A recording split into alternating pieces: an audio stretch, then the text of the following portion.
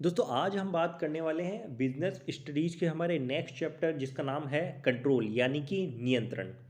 अब तक दोस्तों हम जान चुके हैं कि नियोजन क्या होता है, संगठन क्या होता है, निर्देशन क्या होता है, नियुक्तिकरण क्या होता है। इन सब के बारे में हमने चर्चा की है और ये वीडियोस आप देख सकते हैं, अवेलेबल है मेरे चैनल पर। ये वीडियोस आप देख सकते हैं।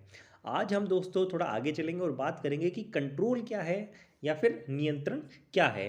तो आइए दोस्तों ज़्यादा टाइम ना वेस्ट करते हुए शुरू करते हैं आज की हमारी वीडियो। आगे बढ़ने से पहले दोस्तों मैं आपको बता दूं, अब आप हमारे इंस्टाग्राम या फेसबुक पेज से भी जुड़ सकते हैं। तो बात की जाए कंट्रोल यानी कि नियंत्रण की, तो कंट्रोल दोस्तों आप सभी जानते हैं, कंट्रोल के बिना कोई भी चीज़ ढंग से कर पाना मुश्किल है। कंट्रोल का बेसिकली क्या मतलब है, अगर हम सामान्य अर्थ की बात करें तो किसी भी चीज़ को या फिर किसी भी कार्य को अपने काबू में रखना, अपने कंट्रोल में रखना।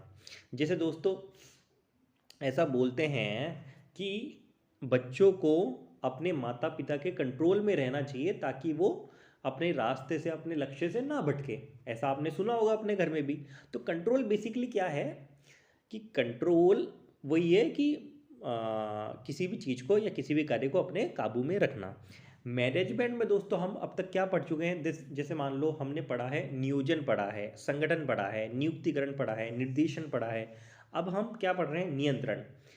लेकिन दोस्तों एक बात मैं बता दूं कि ऐसा नहीं है कि नियोजन, संगठन, नियुक्तिकरण, निर्देशन और उसके बाद नियंत्रण स्टार्ट होता है, ऐसा नहीं है दोस्तों। जब नियोजन हम करते हैं तभी से दोस्तों नियंत्रण स्टार्ट हो जाता है। ऐसा नहीं है कि यह अंतिम कार्य है, कि प्रबंधन का ये अंतिम कार्य नहीं है दोस्तों। यह कार्य एक्चुअल में जब हम प्लानिंग करते हैं ना तब से ही दोस्तों दोस्तों कंट्रोल स्टार्ट हो जाता है। अब दोस्तों आप पूछेंगे कि कैसे, ऐसा कैसे है। मान लीजिए दोस्तों, नियोजन क्या होती है दोस्तों, प्लानिंग होती है। प्लानिंग में दोस्तों हमने प्लान किया कि इस साल 2024 में हम 2 लाख यूनिट सेल करेंगे, ठीक है। आपने 6 महीने बाद देखा कि मात्र अब तक 30,000 यूनिट ही आपकी कंपनी ने सेल की है, जबकि लगभग मतलब 6 महीने हो चुके हैं और 2 लाख का आपने एक साल के लिए टारगेट लिया है। तो लगभग अब अब तक दोस्तों 1 लाख यूनिट आपकी सेल हो जानी चाहिए थी, लेकिन हुई दोस्तों कितनी, ओनली 30,000 यूनिट ही अब तक सेल हुई है। तो दोस्तों अब आप देखेंगे कि ऐसा क्यों हुआ है कि अब तक 30,000 यूनिटें ही सेल हुई है, ठीक है।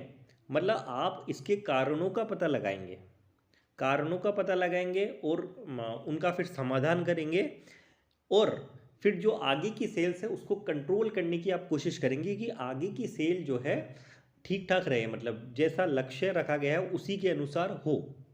जैसा हमारा लक्ष्य रखा गया है, हमारा जो आउटपुट है या हमारी सेल्स है वो उसी के अनुसार हो।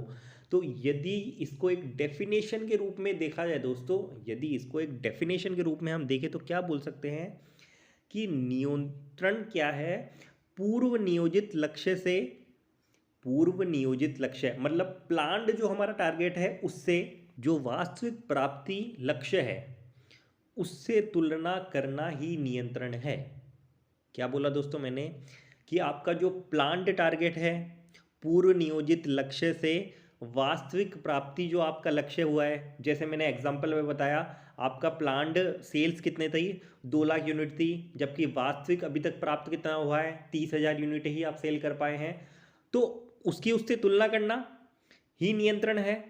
लेकिन तुलना करना ही नियंत्रण एंड नहीं हो जाता है, तुलना करके उसके कारणों का पता लगाना और कारणों का पता लगा के उसको ठीक करना, कारणों का पता लगा के उसको ठीक करना नियंत्रण है। मतलब ये पूरी प्रोसेस बेसिकली नियंत्रण में ही आती है। ऐसा नहीं है कि आपने कारणों का पता लगा लिया और आप सॉल्यूशन नहीं कर रहे हैं, नहीं, उसका आप सॉल्यूशन भी ढूंढेंगे और उसका सॉल्यूशन करेंगे, उसको ठीक करेंगे, वो पूरी प्रोसेस क्या कहलाएगी, नियंत्रण।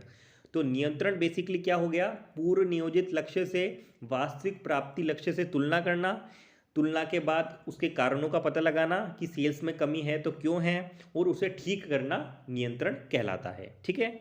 और दोस्तों इसीलिए महान वैज्ञानिक रिकी डब्ल्यू ग्रैफिन ने कहा है कि controlling function leads to goal achievement, controlling function leads to goal achievement and organisation without effective control is not likely to reach its goal. मतलब दोस्तों कि इसका मतलब है नियंत्रण हमें लक्ष्य प्राप्ति की ओर ले जाता है, बिना प्रभावी नियंत्रण के एक संस्था अपने लक्ष्य को प्राप्त करने वाली नहीं है।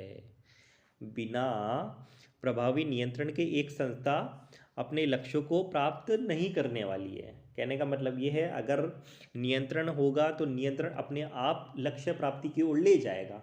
जैसे मैंने बताया, जब सेल्स में कमी आ रही है तो आपने ये देखा कि क्यों कमी आ रही है, उसका समाधान किया, और आपका टारगेट क्या था, 2 लाख सेल्स करना, तो उसकी जगह वो कंट्रोल लेके जा रहा है। ठीक है, अगर कंट्रोल इफेक्टिव नहीं होगा तो अगर हम कंट्रोल ढंग से नहीं करेंगे तो 2 लाख जो हमने टारगेट लिया था वो हमारी सेल्स नहीं हो पाएगी। तो बेसिकली क्या हो गया कि नियंत्रण हमें लक्ष्य प्राप्ति की ओर ले जाता है, और बिना प्रभावी नियंत्रण के एक संस्था अपने लक्ष्यों को प्राप्त नहीं कर सकती है। ये किसने कहा है दोस्तों?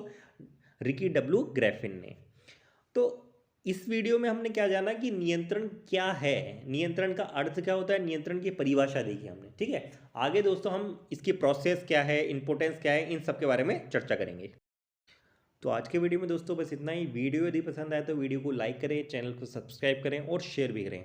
और भी दोस्तों आपको किसी भी सब्जेक्ट का, किसी भी टॉपिक का वीडियो चाहिए तो दोस्तों आप कमेंट बॉक्स में लिख सकते हैं। धन्यवाद।